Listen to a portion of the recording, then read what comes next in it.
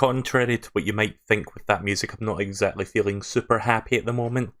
Partially because my throat is not in the best of conditions, but I have been working on it a little bit. I got a bad cold. Well, it's kind of like a mid-cold thing, but yeah, my throat was really rough yesterday when I streamed, so I couldn't play Shovel Knight. I had to kind of like end the stream early. And right now I'm looking at OBS and it's dipping down to double-digit kilobits, which, if you don't know what that means, basically that means that's not good. And I'm not happy about that. My internet has been really shitty lately. In fact, I've reduced the bitrate even further, so it's going to look really shit, at least for the next 30 or not 30 minutes. For the next 10 to 15 minutes. I don't know how long this is going to take.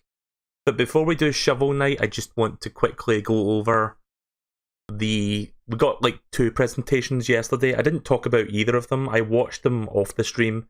I didn't feel like streaming them live because they weren't at optimal times.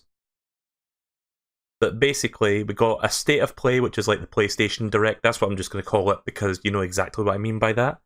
And we got not a Nintendo Direct, but we got an Indie World, which is like Switch-specific indie releases that are coming up. Both were actually pretty good. State of Play is the best it's been so far, which is not saying much because the last couple were like kind of garbage. I mean, there was some good stuff, relatively speaking, but they needed some work on their presentation, but this one was definitely the best one that they've done so far. Indie World was great, lots of good announcements in there. So yeah, if you're wondering why this is 18 PEGI, first of all, that's the age rating system in the UK. Like, we go by PEGI, or not the UK, just specifically, it's like Europe-wide. Sorry, I lost my train of thought there as I was looking at something. So yeah, this is the State of Play thing. So I'm not going to play the entire video. I'm just going to like skip over to the key points so that I can like tell you what I think. So give me 1 second to do that. Also, I'm expecting my frames to tank while I'm doing this. Like, I've reduced the bitrate in advance just in case that would happen, because these are being streamed off of YouTube right now as I'm streaming at the same time. Not the best setup, but see, usually my internet can get away with this, but it doesn't seem to be cooperating that much of late, which is really unfortunate. So let me just I'll play the video normally without saying anything. I just want to quickly monitor how the connection is going. I'm expecting it to like really tank during this. If you can't properly watch this, I'll post the VOD for it tomorrow. So yeah, just look out for that instead. So yeah, they start off with like a really big close-up of something here. I already guessed what it was when I saw it. I was like, oh, it's this particular game. I'm going to give you guys a couple of minutes to see if you can guess. You can probably guess what game this is. Like, a lot of people were talking about it earlier this year. It was on the Switch for a few months. The game in question, I was about to say Duck Game, but that's an entirely different game. But yeah, it's an Untitled Goose Game coming to PS4, so it's just a trailer for that. I think it's coming out this coming week. I think I just missed the date there. What was that? Yeah, December 17th, so that's this coming week. So that's kind of cool. I never played that game. I didn't really bother to buy it because I didn't think I would get that much out of it. It is like a 3-hour game. It is coming to Game Pass though, so maybe I'll play it on there because I won't have to technically pay for it so much as I'm paying for the Game Pass subscription. So that's cool. So this is like a Battle Royale thing. I forgot what it was called, but it looks okay, I guess. It's just like Battle Royale, but with like magicians and wizards and shit like that. Not much to say about this one. I can't really tell you if it looks great or not, because, well, it doesn't really show a whole lot outside of just like certain people doing certain spells. So it's called Spellbreak. That's next year. Again, I'll be skipping through this. Let me see how the bitrate is going. Okay, well, it's not too bad. So I think this is Dreams. Like, I don't know if anyone's heard Dreams. I think it was made by the guys who made Little Big Planet. And it's been in early access for about a year now, I think. And the idea is, instead of building levels, you can build entirely like original games using this weird tool set. I've been thinking about getting it in early access, but I think I might just wait until the full release. It's coming out, I think, February of next year. So we've only got like a couple months to wait. Again, sorry about my voice being a little bit weird. Yeah, February 14th, that's a weird day. Same day as the Sonic movie, by the way, so if you have a significant other, you can treat them to both that and Dreams. Okay then, so this is a game that I've had my eye on since E3. Like, I think Epic's the PC gaming show or something showing this, but it's like Epic Store exclusive, so I didn't pick it up because I hate Epic. So look at this, like, it's a relatively small controller, you pick it up, you hold it up, and then it's like in the distance and it's gigantic. So this is a puzzle game called Superluminal. It kind of looks like a mix between Portal and what's that other game? The first person walking simulator that like subverts expectations and shit. What's that called again? Even though I've never played it, but it's the first thing I think of when I see something like this. I can't remember the name now, but I'm sure somebody can think of. Stanley Parable, that's it. I need to check that game out sometime, but yeah, this game looks like a lot of fun. Again, I would get it on PC, but it's not going to be on Steam for another full year, so I think I'll just get it on PS4 when that releases, whenever, next year, sometime.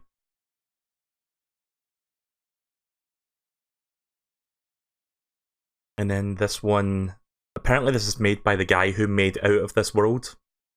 Or Another World, sorry. Out of This World is the American name. Another World is what it's called everywhere else. I don't know why they changed it to Out of This World, to be honest. But yeah, this is like a VR game, so not much to say about that. It's like beasts made of like paper. I think it's called Paper Beasts, actually. It's just like weird creatures made of origami paper and shit like that. And you can interact with them using the magic stick or whatever. So yeah, it looks okay, I guess, but... See, here's my complaint with VR games. Up until now, VR games have been like little tiny self-contained experiences that last... Well, I can't really think of an exact time frame, but it's like, once the novelty wears off, you just like kind of stop playing it. And you feel little reason to go back to it. I kind of wish more VR games were like more... You know, like more significant experiences, like more like a single player game that you can like get several hours out of. I mean, we've got Half-Life Alyx coming next year, so that's like 1 out of what, 500 VR games at this point. So yeah, that's kind of my thoughts on like VR. That's why, I mean, this isn't going to make me run out and buy a PlayStation VR, but I'm sure some people will like that, so... Oh yeah, we're just going to skip over this. Apparently it's got spoilers for Kingdom Hearts 3. It's like the upcoming DLC. So, what's this called again? Predator something? Predator Hunting Grounds asymmetric multiplayer game where you've got like several Marines and then you've got, I don't know what you call those guys, just like the soldiers. I don't know the term for them, but yeah, them, and then you've got like the other side playing one of several different Predators. I've never seen the movie, but I know what it's about, more or less. Wasn't Arnold Schwarzenegger in that film? Was that where the whole get to the chopper thing came from, actually? I need to watch that film sometime. I'm not much of a movie person, but I'm not opposed to watching it. As for this game, I'm not the biggest fan of asymmetric multiplayer games, to be honest. Like, I tried playing Evolve. This basically, I think Spawnwave said it best, this basically just looks like Evolve with a Predator skin. And I only played that for a little bit, so I didn't really stick with it. Plus, that game is dead now. So here's another Square Enix thing. I thought this was going to be like some generic looking JRPG. Like, if you look at here, it looks like it's like an ancient like castle or something, and it's going to be like... But then they show this. It's by Platinum Games, the guys who have made lots of great recent games, including Bayonetta. And Bayonetta 2, of course. So that kind of caught my interest, so... Sorry if the picture looks shit. Again, my internet is not exactly doing well. In fact, I have dropped a few frames, but whatever. That cannot really be helped at this point, so I'm just going to have to deal with it.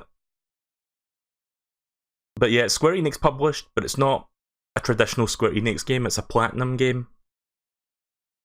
And it's kind of got a little bit of a Square Enix flavour to it. Like, again, Ancient Castle, like people with big armour sets and shit like that. But you can still like jump around, do crazy combos and crap, so I'll have to keep my eye on that, see if that's something I would like.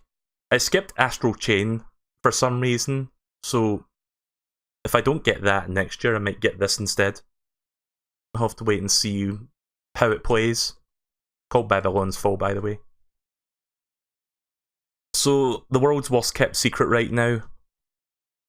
Let me just skip forward to where you can see shit going on. So yeah, the world's worst kept secret. You probably heard about this because it got leaked a week in advance, more or less. But Resident Evil 3 is getting a remake, and this is it. So we got Resident Evil 2 remake earlier this year, and this is coming out April of 2020.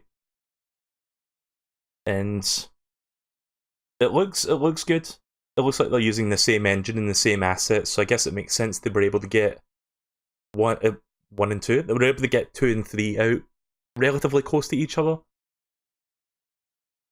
I'd never played 3. I played the original 2 way back in the day, but I never played 3. But I know one of the big things about this game is like the big monster thing, I think is called Nemesis, who basically chases you down.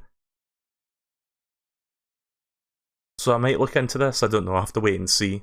If I do get this game, I'm not getting the fucking Steam version because it's going to be bogged down with de novo. Like, seriously, fuck de novo. Fucking hate that shit. That was the reason I stopped playing Resident Evil 2, because it was just unstreamable with that fucking DRM bullshit. There's also like a multiplayer mode included called Resistance, so... yeah, I guess. I don't know. Couldn't tell you. So this is basically a non-announcement. Like, Kenichiro Dagi, who was like the original... what's the term? Engineer? Designer? Like the guy who was like heavily involved with the original PlayStation. Basically has like a little video message, and basically he's just saying, oh, I'm happy that PlayStation as a brand has come this far. And you would think maybe he would announce something here, but he doesn't. He's just like basically just stroking Sony's dick for a little bit. Anyways, they did have one last thing though after that. I don't even remember what the last thing was actually. Oh yeah, it was kind of a non-announcement, although it was just an upcoming game called Ghost of Tsushima. They only shown a teensy bit, so you're not missing much. They're going to show the full trailer at the Game Awards tomorrow, which I'm going to try to stream that. Although that's like a 2 to 3 hour thing, so I might need to take some tea breaks in between to stop my throat from dying. But yeah, I don't know what Ghost of Tsushima is about. I think it's like made by the guys who made the original Dark Souls, so I feel free to correct me if I'm wrong. I didn't research it, but I think it might be the guys who made the Souls games. And you know how everybody feels about the Souls games, like they just love them even though I don't like them. So that's pretty much the state of play. I went through it really quickly because again, I'm not going to watch the entire thing. But yeah, it was quite good. I quite enjoyed it. It was better than the previous state of plays. They could still use some work, but they're on the right track. Like, this is much better than the previous ones they've done thus far. So let's quickly look at the indie showcase. This had a lot more cool stuff in it. That's the intro, just going to skip that. So they started off really strong and they ended really strong with like 2 really big surprises. So this is the first one. So people who have played this game will recognise that it looks like Golf Story, which is an indie game that came out around the Switch's launch.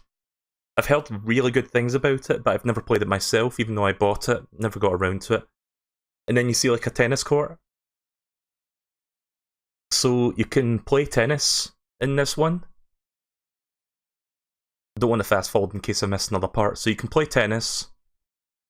You can play volleyball. You can play soccer, or football as it's known over here.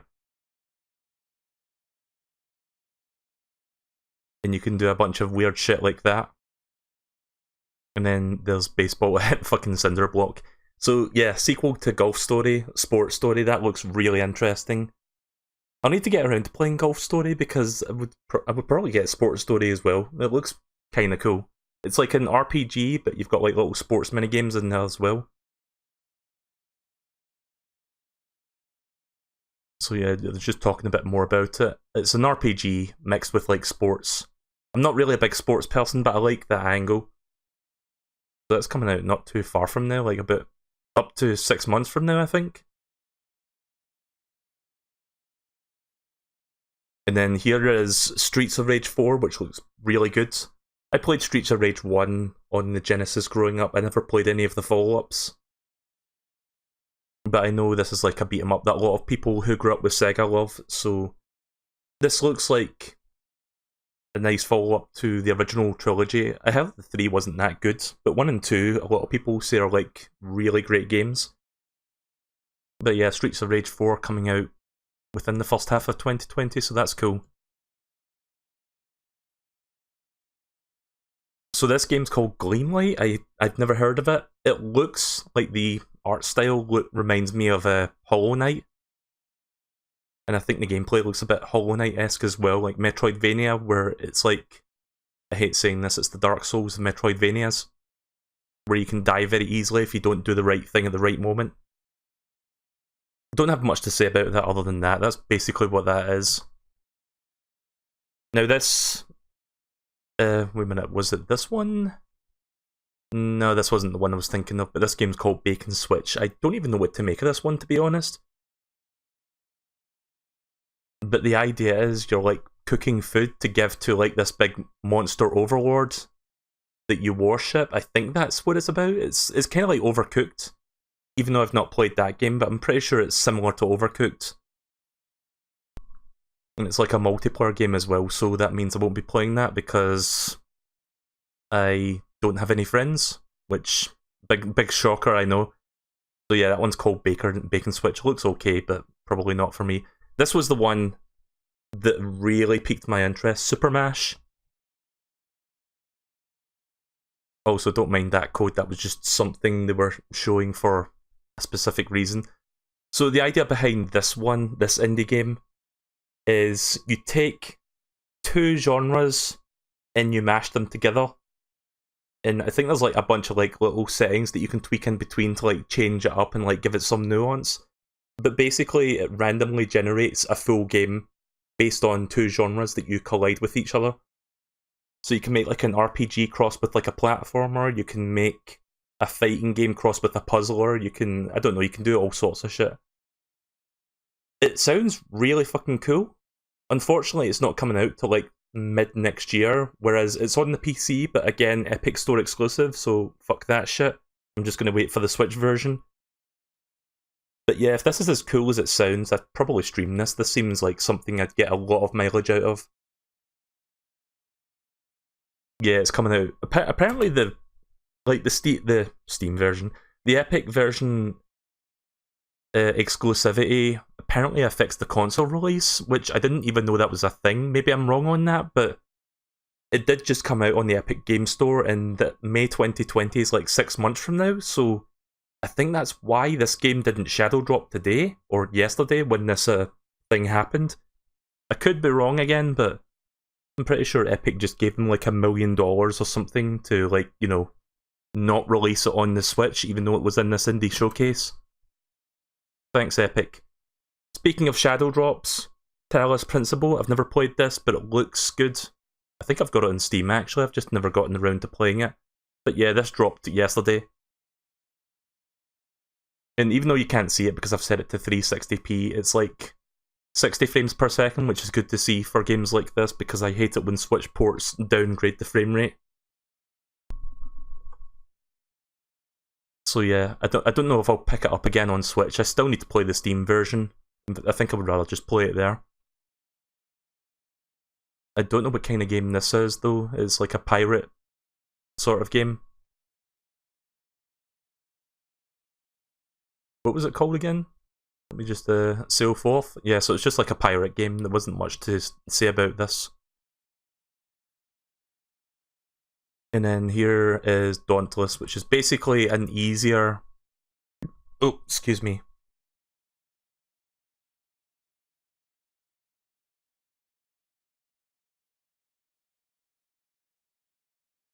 Yes, there's my throat flailing up again.